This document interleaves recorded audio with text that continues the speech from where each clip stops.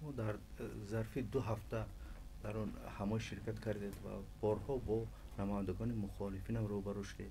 به نظر شما از این در جریان 2 هفته که مکالمه و مذاکره بودند، امکان نزدیک شدن موقع های مخالفین دولت تاجیکستان وجود دارد؟ از هر نگاه موقع ها کاملا از هم تفاوت میکند که از یگان مثلا جبهه از یگان سمت امکاناتی به همدیگر نزدیک کردن وجود داره؟ خب این مسئله یعنی خیلی پیشنهادهای سازندگی کردن مثلا. خب ببینید من خیلی نگاه میکنم که من تجربه صلح تاجیکان رو به طور زنده از سر گذراندم.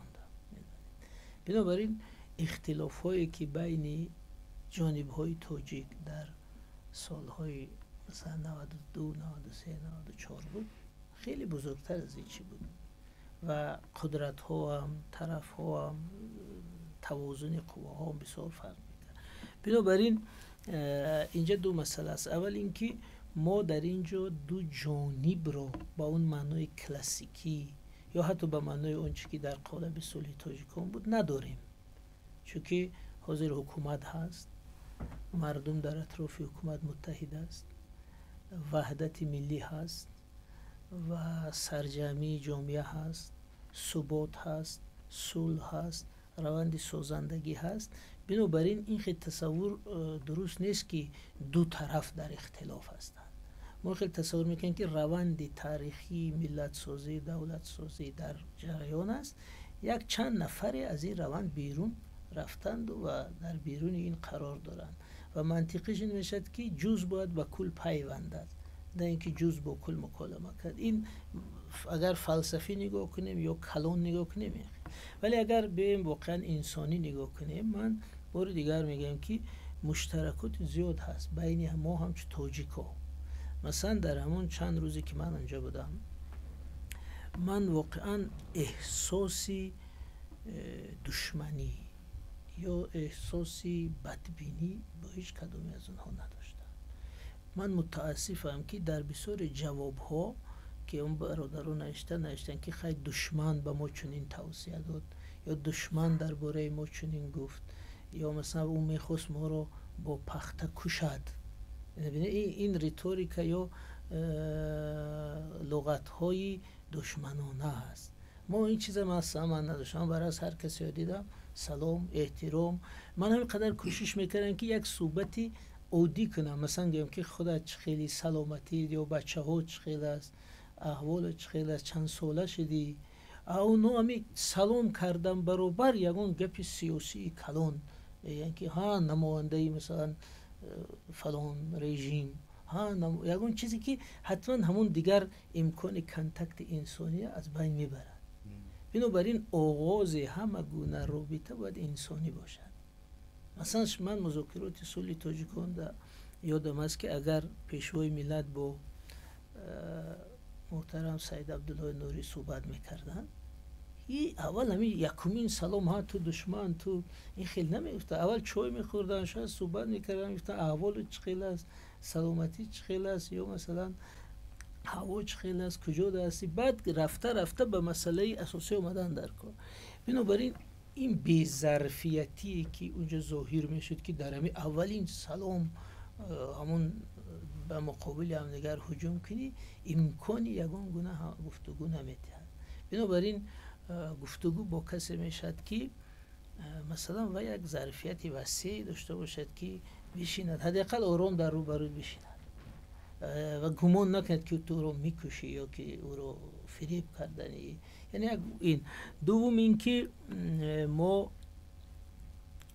درباره جنبه های انسانی همین مناسبت باید بسیار توجه کنیم، زیرا مثلا سبکی که این بچه ها در پیش گرفتن، من احساسم این بود که چون من بار دیگر میگم که من مثلا مرحوم سید عبدالله نوری، مرحوم همتزاده رو بسیار خوب میشناختم، آثارشون رو بسیار عمیق مطالعه کردم، با شخصیتشون. مثلا در این خانه من 4-5 مکتوبی همتزاده شخصا به من هست و در یگان تاش حتی تو نگفته است. برادری عزیز، شما این اندیشه‌تان نادرست است. به نظر من این خیلی صحیح است. این اسلوب همت زاده. استاد نوری حتی بلند گپ نمیزدن. اگر شما دونید اکنون چقدر یک گروهی تقریبا، اکنون من نمیخوام کلمه های بدتر استفاده، یک گروهی دور از همی فرهنگ بیاد حالا گوید که ما ادامه همون فرهنگ هستیم. بنابراین از او شخصیت، از او فرهنگ، از او سطح قریب چیزی نمونده است. این یک واقعیت است، این یک انتقاد نیست، یک واقعیت است. بنابراین اون چیزی که در رسانه می نویسند، من باور دارم که اگر اون راهبرای فقید نهضت زنده می بودن خودشون محکوم میکردن این چیزا، که مثلا در جواب یک انسان اینقدر حقارت و نفرت و دروغ در درون اینو همین قدر گپ باشد. این ناممکن است که آدم اسلامی باشد باز همین قدر کینه داشته باشد، اسلامی باشد باز همین قدر تهمت و حقارت در زبان او جاری باشد. سایت ها ببینید که مثلا یک سایت میبینید این طرفش حدیث و آیت و قرآن و نصیحت و شریعت، این طرفش حقارت و دشنام و تهمت و دروغ در یک سایت. بنابراین من خلاصه این بود که در یک چیز غنجیدنی هم ایمان و هم دروغ و هم تهمت و هم شریعت ناممکن است. بنابراین یک حالتی تضاد فکری در اونجا هست. این چیزها ممکن دوره استرس داشته باشند ولی شاید گذرند، ولی به هر حال اگر وضعیت رو بررسی کنیم، برای که یک مذاکره نمیگم، برای که یک تماس عادی انسانی حاصل شود باید به فکرم یک مرحله گذرد که همون ذهن ها آرام شود. چون که یک چیز دیگری که واقعا من بازم همچون انسان این را احساس میکنم، فاجعه ای که اونها در سطح خانوادگی و شخصی بعضی از اونها از سر گذراندن، بالای رفتارشون تاثیر جدی داشتن. این هم خیلی جدی است. بنابراین ما باید کوشش کنیم که اگر من رای حلش رو خیلی میبینم که اگر امروز دولت هیچ ضرورت یا مثلا احتیاجی حیاتی به اون مذاکره با همین گروه ندارد، ولی ملت، کشور یا دولت هم شهروندان با اونا نگاه میکند. بنابراین در قانونگذاری جمهوری تاجیکستان یک اصلاحیه وارد شد که اگر هر کسی با اختیار خود از راهی خطای گرفته خود پشیمان شده و کشور برگردد، میتواند حیات آسایشته خود را دوام دهد. بنابراین اگر از این فرموله ها زیر کار گیریم در این مرحله خیلی مفیدتر است، زیرا من در همین خیابان های شهر صدها نفر اعضای حزب نهضت را میبینم که آرامانه زندگی دارند. حتی رهبرانشان، من سید ابراهیم نظرم اینجا است، در بازارها چند بار دیدم که خرید میکرد. فرزندان سید عبدالله نوری همینجا زندگی تجارت میکنند و اهل خانواده خش تبارش همینجا است. دیگر کسایی که خیلی نامرمن ایشونی ایامیدین همینجا است، اینو زندگی آسوده دارن میگردن. بنابراین اگر به همین طریق بیاین زندگیشون دوام دهن این بهتر است. لیکن انتظار این که حالا مذاکره میشد، با موصول میشد، شرط نامه امضا میشد، همین یک تخیل است که حیاتشون میسوزد و من از همین نظر نگاه این است که از این فرموله استفاده بهتر. اگر اینطور بود به نظر شما مثلا نقطه نظری سرگئی لاوروف وزیر خارجه روسیه که در مصاحبه با کامرسان گفته است که ما برای آشتی دادن جانب ها در گروه های جانب ها در جانب مخالف در تاجیکستان کمک میکنیم. منظورش چی بوده اینا؟ خب ببینید، من این خیلی میفهمم که مخالفین همچون یک گروه، همچون یک ساختار، همچون یک ذهنیت یا پتانسیل بسیار ضعیفند. بار دیگر میگم، این همچون تنقید نمیگم، همچون ارزیو. مثلا تصور کنید که چند نفر با چی انرژی، با چی ظرفیت، با چی ایده ها، با چی تجربه اونجا هست. مثلا اگر شما این مردم رو پرسید کی چند کسی اینا رو میشناسه، اون مخالفینی که یک سلسله شخصیت های برجسته سطح ملی داشتن دیگر نیست. بنابراین حاضر مخالفین به خودی خود موضوع معامله مذاکره نیستن، این دقیق، ولی روندهای بین المللی، روندهای منطقوی باز قانونمندی خود را دارد. مثلا شما ببینید که در همون کنفرانس ورشاوه یک گروه روزی دراز در همه جلسه ها برآمد کرده جدایی جمهوری قرقلپاکستان از ازبکستان را طلب میکرد. حتما کدام کشوری منطقوی اونها را دستگیری میکنه، تا اوجا برده است، بزرگ کرده است، برجسته کرده است، اونها رو همچون اپوزیسیون ازبکستان در اونجا مطرح کرده است. سفیر ازبکستان میگه که اصلا در داخل ازبکستان همه خیلی گپ نیست حتی، ولی در اونجا چنین چی است. بنابراین کشورهای کلان بعضی سخنانشون، بعضی فکرشون، بعضی موقعشون از دید منافع کلان خودشان.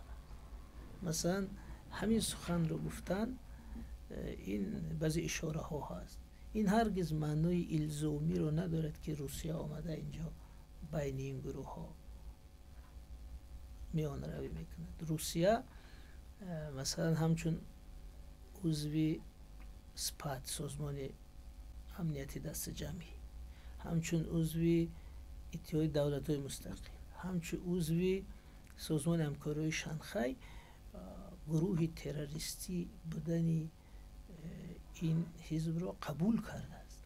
حالا شما میگه که روسیه اعلان نکرده است، این فقط در این سازمان ها شرط نیست که یک دولت اعلان کند. مثلا همه قرارهای سازمان همکاری شانگهای به طور کنسنسوس قبول میشه. وقتی که سازمان همکاری شانگهای همین گروه رو همچون گروه تروریستی در فهرست رسمیش در آورده است، اعلان کرده است، شما فکر میکنید به رضایت روسیه شده است. این یک تصوری که خودفریبی است که گویا که روسیه هنوز اعتراف نکرده است مقام این گروه. این خیلی نیست. روسیه موقعش مشخص است، گفته شده است و قبول شده است و امضا شده است در همین 3 سازمانی که ذکر کردیم. بنابراین من فکر میکنم که این صحبت یک اشاره سیاسی گیوپولیتیکی بود و دیدید که بعد چند روز از همه رسانه‌ها هم بخش صحبت رو خودشون حذف کردن. اینم با معنای دیگر داره.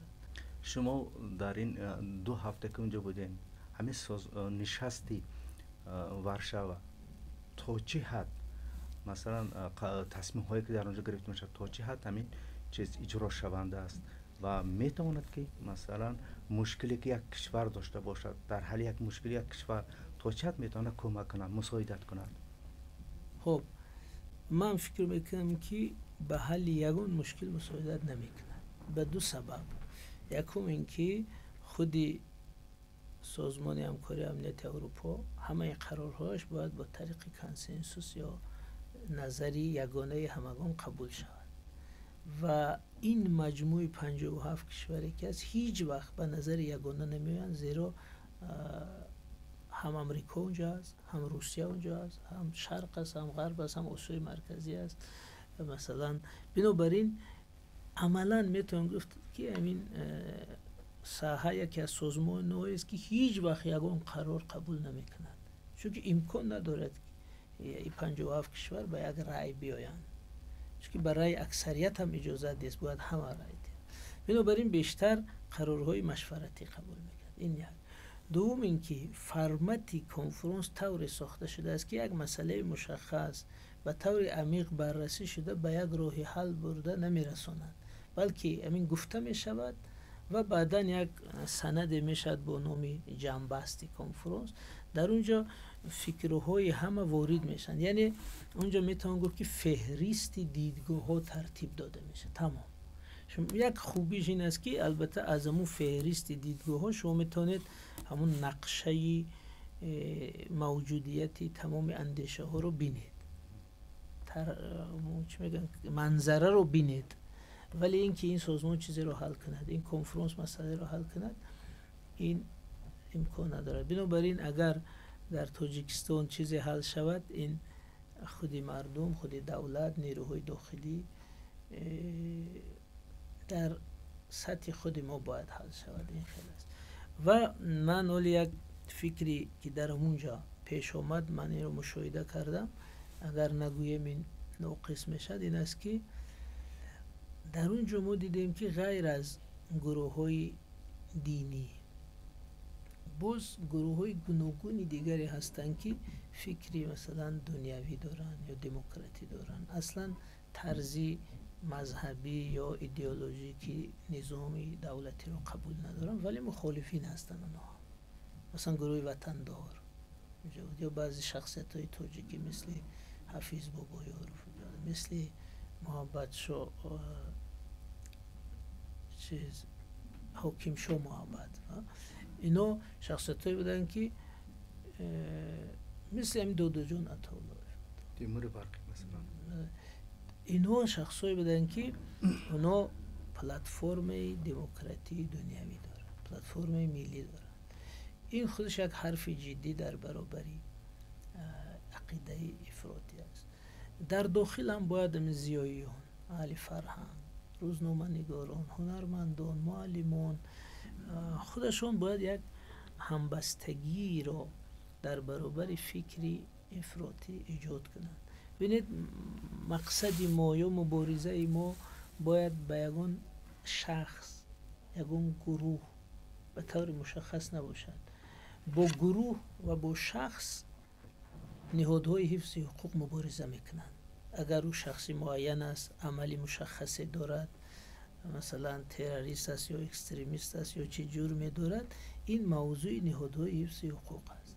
ولی ما و شما مثلا اهل ضیا و فرهنگ و علم و معرفت و جامعه باید با پدیده ما مناسبت خود رو معین کنیم. مثلا ما یک پدیده داریم با نام افراطگرایی، پدیده ای که خشین هست، پدیده ای که با ارزش‌های ملی ما، با ارزش‌های دموکراتی ما، با ارزش‌های جامعه ما در نبرد است، پدیده ای که با همین روندی صلح و ثبات و وحدت و سازندگی ضدیت دارد، پدیده ای که آمدنش خرابی همین کشور است. با این مخالف بودن در کار. اگر ما صدای مشترک را در کشور داشته باشیم، این قشر ضیایی خاموش بی‌طرف که خیال میکند که مبارزه با افراطگرایی وظیفه دولت است، این باید به حرکت بیاید و صدایش بلند کند که مردم، جامعه، اهل ضیا، اهل فرهنگ، اهل خرد موقعشون همین است. و همین چیزی است که امروز کمتر به نظر میرسد. همین اگر ایجاد شود، من فکر کنم که این وحدت و ثباتی که هست خلل نمییابد. زیرا تجربه مثلا خودی در ما اروپا، اپوزیسیون بسیار کشورها علاقه 40-50 سال است که هستند، ولی هیچ تأثیری در روند داخلی اون کشورها ندارد. بنابراین موضوع ما بودن یا نبودن یک گروه یا چند نفره در اروپا نیست. موضوع ما این است که یک حرکتی کلان افراطی، حالا چی در شکلی حزب نهضت، چی در شکلی داعش باشه، چی در شکلی حرکت های دیگری افراطی از شمال و جنوب و غیره باشد، با آنمون زندگی آرام و آسوده، با اون نظام دنیوی دموکراتی، با اون ارزش های ملی خطر ایجاد کرده است. اگر این مسئله مهمتر مطرح شود، نتیجهش بهتر است. مبارزه با یک گروه خاص و شخصانی خاص کاری نهادها است و کاری اهل ضیا نیست. مبارزه با فکری آنها یا با طرز فکری آنها، این موضوع جدی تر است که این دقیقه. برای صحبت خیلی با محتوا تشکر. زنده باشید، سلامت باشید. سلام.